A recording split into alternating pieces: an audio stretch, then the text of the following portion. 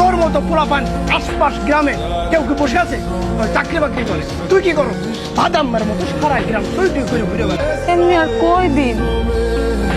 আমি আর পারতেছি না ওর কথা শুনতে। আমি চিন্তা করছি আমি বিদেশ যাবো। চলো আমরা দুজনে মিলে ঢাকায় যাই, আমরা কোন একটা গার্মেন্টসে ঢুকি, ওইখানে যাই।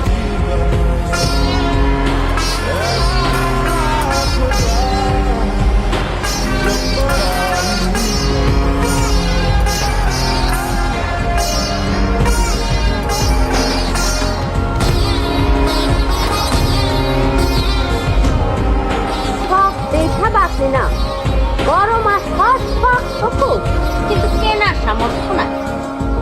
ওই সামর্থ্য না থাকলেও আরেকজনের জোটানোর সামর্থ্য আছে, কিন্তু নিজের ভাত জোটানোর সামর্থ্য নাই।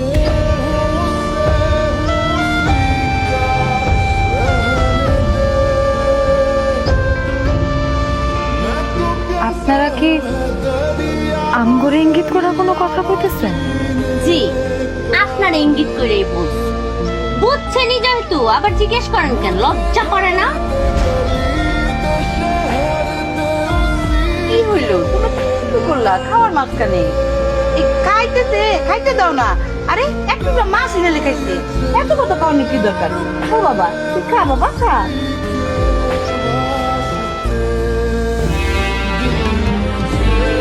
মা, মাছ খাইতে হলে ইনকাম করতে হয়, টাকা ইনকাম না করলে মাছ খাওয়া যায় না। বড় বড় যে মাছ খাইতে হলে তাহলে ইনকাম করতে হবে। যারা ইনকাম করে তারা বড় বড় মাছ খায়।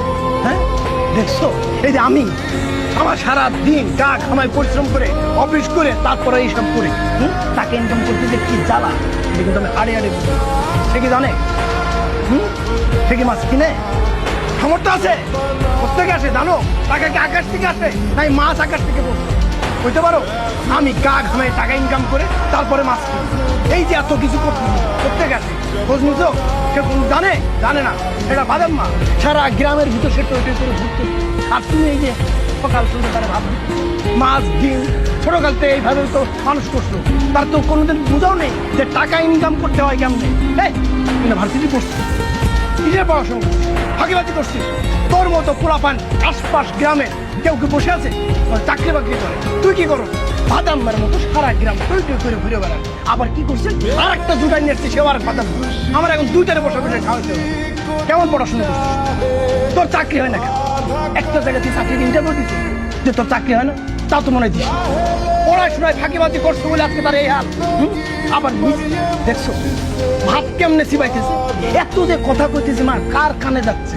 এই কানতে শুনে আর এই কানতে বের করে দেয়। হচ্ছে তোমার পোলা, ওর তো কিছু নাই। এটা গরু ছাগল যদি আজকে পুষতে পারি তাহলে কি হইতো জানো? দুধ দিত, ছাগলটা বেচতে পারতা। এই ছাগল পুষে লাভ নেই। ছোটকাল থেকে যে দুধ ডিম খাওয়াই ছাগল পুষতো, লাভ কি? কোনো লাভ নেই। ওদের বাড়ির ভিতরে যে ভাত খাইতেছে না, আমার চোখের সামনে বসে আমার এটা নিতে ইচ্ছা করতেছে না। সামনের পর বসে ভাত চিবাইতেছে, কোনো লজ্জা শরম নাই, কিচ্ছু নাই। দেখায় এখনো একা একা খাইতে দিলে ঠিক আছে, সাথে বউ এসে কোন খাওয়া চাকরি নাই বাকরি নেই, সে বিয়ে করে চলে আসে।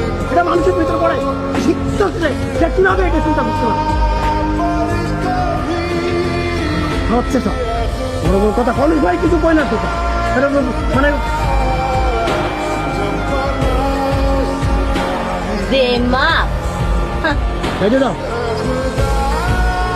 শুনছি যে খাওয়ানোর সময় নাকি শত্রুও বোবা হয়ে যায়।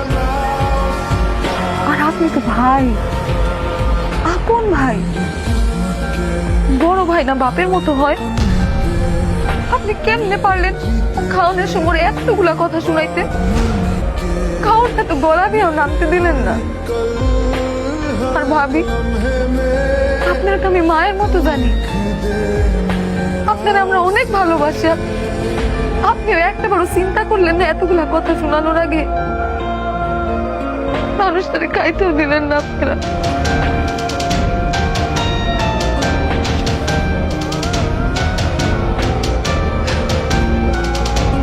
এই সবকিছু আব্বা আম্মার লাইফে হয়েছে।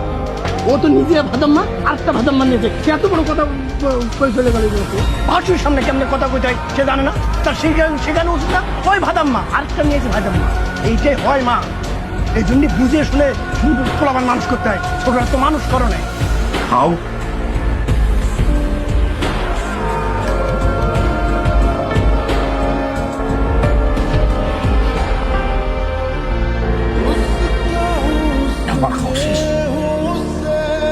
তুমি খাইতেছো না কেন?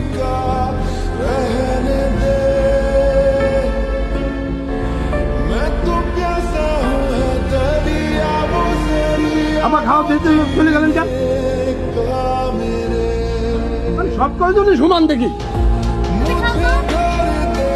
এই সব কিছু আপনার কারণে। সারা জীবন মুখ বন্ধ করে থাকতেন, বলার কিছু কর নাই। আমি বড় ভাই বলে সবকিছু আমার সামলাতে হবো, তাহলে সবকিছু আমার কইতে হবো। আর সেই কারণে আজকে তার বউ আমার কথা শুনে চলে যায়। সারা জীবন মুখ বন্ধ করে থাকলেন আপনি। বাদ দাও। তুমি খাও, তুমি খাও।